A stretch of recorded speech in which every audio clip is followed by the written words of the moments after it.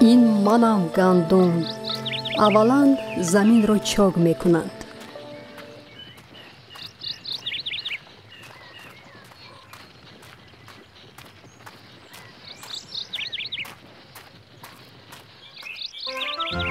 مرا میکارند که زیر خاک بشوم.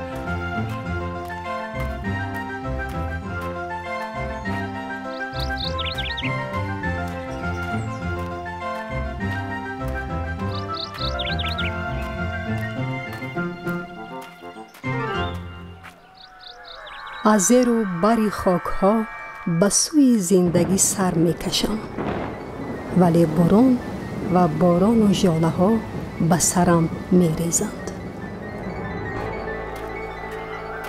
زیر پای ها میمانم بارها.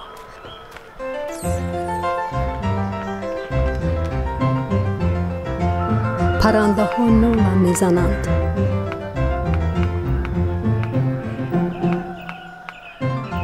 چون پخته شوم تنم را میبرند با دم تیزی داسها. برای از خوشه جدا شدن به سرم میزنند و میزنند.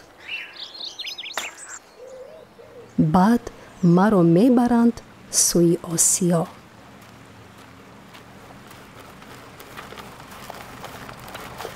زیر سنگ های گران اینجا پاره آرد می شوم.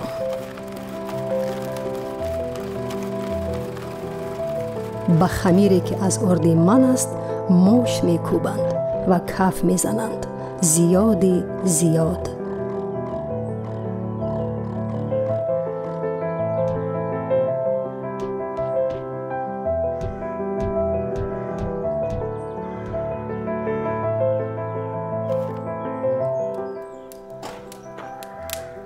بعد درون آتشی پرگداز تنور می چسبونند تا به نان سرخچه بدل یابم و زیبی دسترخوان گشته باشم.